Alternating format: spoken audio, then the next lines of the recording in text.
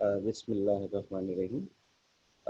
आज हम cyclo alkane start कर रहे हैं। इससे पहले हमने अल्केन, अल्कीन और अल्काइन कंप्लीट किया है। तो आप लोग इसके लेक्चर्स वगैरह सुन सकते हैं, यूट्यूब पर मौजूद है। और आज हम जो हमारे पास टॉपिक है केमिस्ट्री ऑफ हाइड्रोकार्बन्स में हम चौथा टॉपिक स्टार्ट कर रहे हैं, chemistry of cyclo alkanes.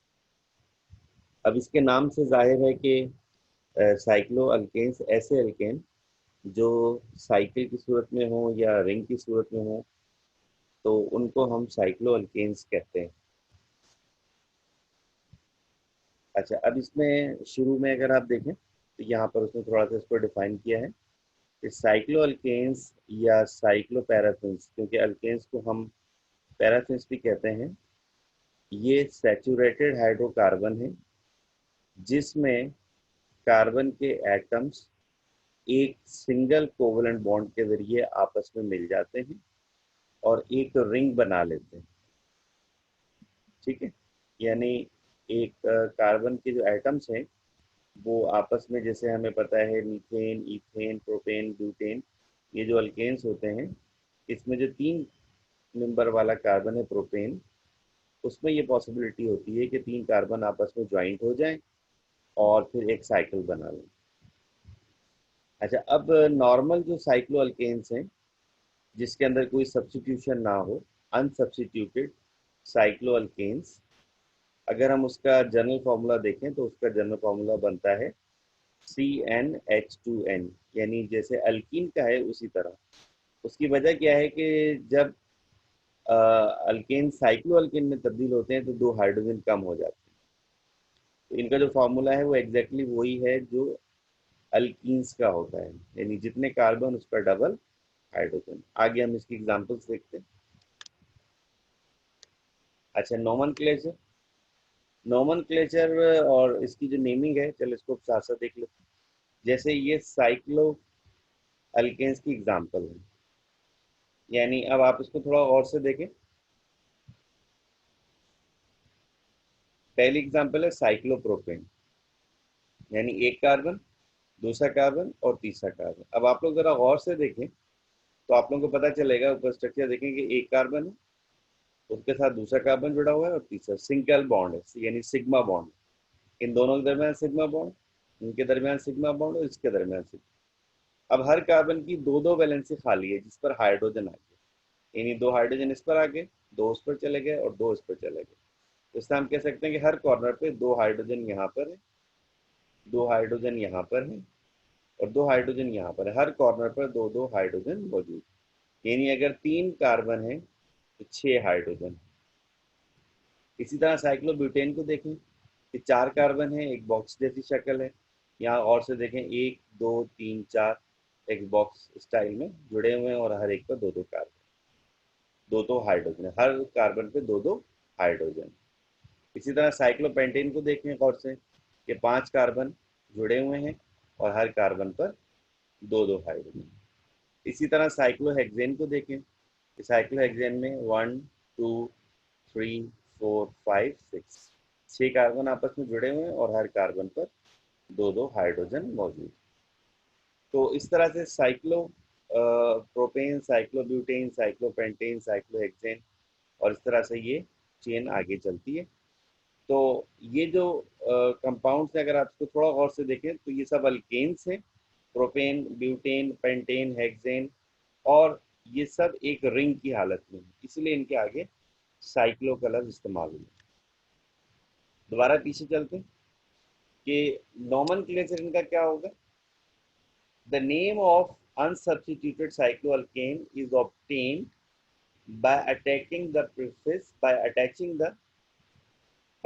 the prefix cyclo, यानी अब जैसा हमने देखा प्रोपेन, ब्यूटेन, पेंटेन, हेक्सेन, ये अल्केन है और इससे पहले क्योंकि साइक्लिक स्ट्रक्चर था तो हमने लगा दिया साइक्लो।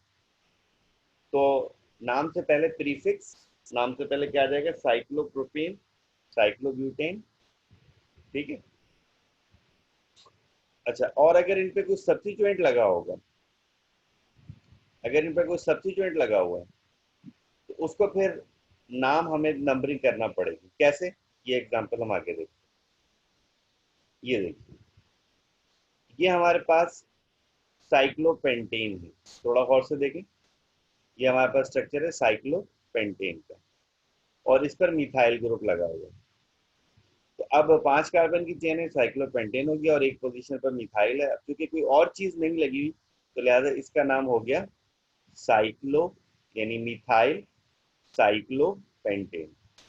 ये 5 कार्बन का एक साइकिल है जिसमें किसी एक कार्बन पर मिथाइल ग्रुप लगा हुआ है, तो मिथाइल साइक्लोपेंटेन। अच्छा, यहाँ पर आ जाए, यहाँ थोड़ा सा जरा डिफरेंट है कि यहाँ पर 4 कार्बन की एक चेन है और 3 कार्बन की एक साइकिल है। अब आपको पता है कि जब कार्बन की चेन जो बड़ी हो जाए उसको हम लॉन्ग चेन ले लेते हैं। तो हमने क्या किया कि 4 कार्बन की जो चेन है उसको हमने कर दिया 1 2 3 4, 1 2 3 4, 4 कार्बन की एक चेन बन गई। और फर्स्ट पोजीशन पर साइक्लोप्रोपाइल ग्रुप आ गया। ये ग्रुप क्या आ गया, साइक्लोप्रोपाइल, यानी प्रोपेन से प्रोपाइल जैसे बनता है, इसी तरह साइक्लोप्रोपेन से साइक्लोप्रोपाइल। तो फर्स्ट कार्बन पर साइक्लोप्रोपाइल ग्रुप है, ये हमने लगा दिया, साइक्लोप्रोपाइल ग्रुप आ गया। और 4 कार्बन की चेन की ऐसे ब्यूटेन, तो 1 साइक्लोप्रोपाइल ब्यूटेन, इस तरह से भी नाम हो सकता है। इसी तरह से एक और एग्जांपल देखें। अब 2 ग्रुप आ गए, 6 कार्बन की एक रिंग है जिसमें 2 ग्रुप लगे हुए हैं, एक मिथाइल है उसके बाद 2 मिथाइल।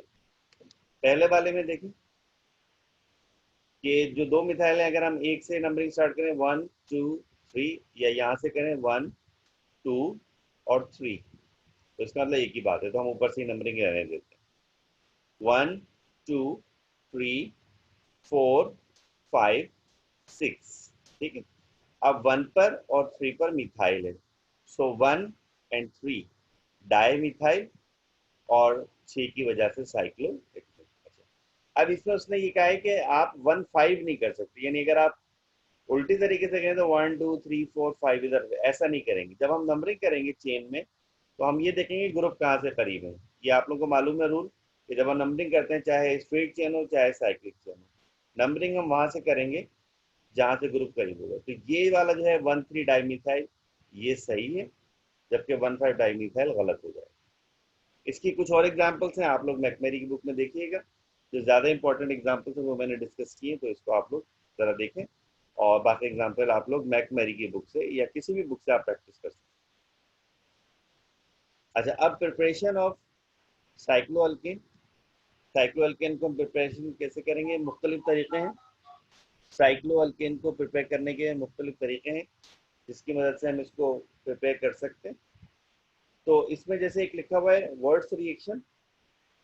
वर्ड्स रिएक्शन अगर आप देखें तो वर्ड्स रिएक्शन जो है, हम इससे पहले भी देख चुके हैं। और वर्ड्स रिएक्शन जो है उसमें हम करते क्या है, रिएक्शन देखते हैं तो समझ में आ जाएगा आपके कि वर्ड्स रिएक्शन में हम क्या करते हैं। जैसे आप यहाँ देखें कि ये एक प्रोपेन है, यानी 1 पोजीशन पर ब्रोमीन है और 2 पोजीशन पर 3 पे 1। इसका अगर हम नाम देखें तो इसका नाम हो जाएगा 1 3 डाई ब्रोमोप्रोपेन, यानी एक अल्केन है, साइक्लो अल्केन नहीं है, सीधा सीधा अल्केन। जब हम इसको सोडियम के साथ रिएक्शन कराते हैं, तो सोडियम के साथ रिएक्शन कराने पर सोडियम ब्रोमीन से मिल जाता है और अलग हो जाता है। अब इन दोनों कार्बन की, इस CH2 और इन दोनों की एक एक वैलेंसी खाली हो गई, तो ये दोनों CH2 आपस में मिलकर एक बॉन्ड बना लेते हैं, यानी सोडियम ने ब्रोमीन के साथ मिलकर सोडियम ब्रोमाइड बना दिया, और इन दोनों कार्बन की जो एक एक वैलेंसी खाली, इन्होंने आपस में मिलकर एक सिग्मा बॉन्ड बना दिया। तो ये हमारे पास साइक्लोप्रोपेन बन गया। तो ये प्रोसेस इथेनॉल की मौजूदगी में हो रहा है, इसलिए इथेनॉल लिखा है। इसी तरह अगर हमारे पास ब्यूटेन हो, जैसे 1 2 3 4 1 2 1 4 डाई ब्रोमो ब्यूटेन है, और इसको जिंक से ट्रीट कराएं, सोडियम से भी रिएक्शन हो सकता है लेकिन जिंक से भी पॉसिबल है। जिंक से रिएक्शन कराए तो जिंक ने क्या किया, दोनों ब्रोमीन को यहाँ से निकाल दिया, और जिंक और ब्रोमीन मिलकर उन्होंने बना दिया जिंक ब्रोमाइड। फिर अगेन वही हुआ कि इन दोनों की एक एक वैलेंसी खाली हुई, तो इन दोनों ने आपस में मिलकर एक बॉन्ड बना लिया। तो ये एक तरीका है जिसके जरिए हम साइक अल्केन को तैयार कर सकते हैं, और ये एक तरह से वर्ड्स रिएक्शन की एग्जांपल है। अच्छा, दूसरा तरीका कैल्शियम या बेरियम सॉल्ट से, जो कि कार्बोक्सिलिक एसिड के सॉल्ट कहलाते हैं। जब कैल्शियम और बेरियम के, कैल्शियम हो या बेरियम हो, इसके सॉल्ट मिसाल के तौर पर एडिपिक, पामेलिक और स्यूबेरिक एसिड, जब इनको हीट किया जाता है तो पहले कीटोन बनता है, और कीटोन की रिडक्शन करने पर जो साइक्लोअल्केन है वो हमें हासिल हो जाता है। ये जो है, ये रिडक्शन कहलाती है क्लेमेंसन रिडक्शन, नाम याद रखिएगा, ये कहलाती है क्लेमेंसन रिडक्शन। रिएक्शन देखते हैं, बात आप लोगों को थोड़ी सी समझ में आ जाएगी। ये एक मॉलिक्यूल है, इसका नाम है कैल्शियम एडिपेट। नाम क्या है? कैल्शियम एडिपेट। अच्छा, अब इसमें क्या है? CH2 एक ये लगा हुआ है। अच्छा, ये भी CH2 है, ये यहाँ पर थोड़ा सा जरा टू गलत लिख दिया गया, लेकिन इसको थोड़ा सही कर लीजिएगा। जिस तरह ये CH2 है, इसी तरह ये CH2 है, इसी तरह ये एक और CH2 है, और ये एक और CH2 है। अब ये 4 CH2 हो गए। उसके साथ ये लगा हुआ है C double bond O Easter group, और उसके साथ कैल्शियम आ गया। इसी तरह से C डबल बॉन्ड O, और यहाँ पर कैल्शियम आ गया।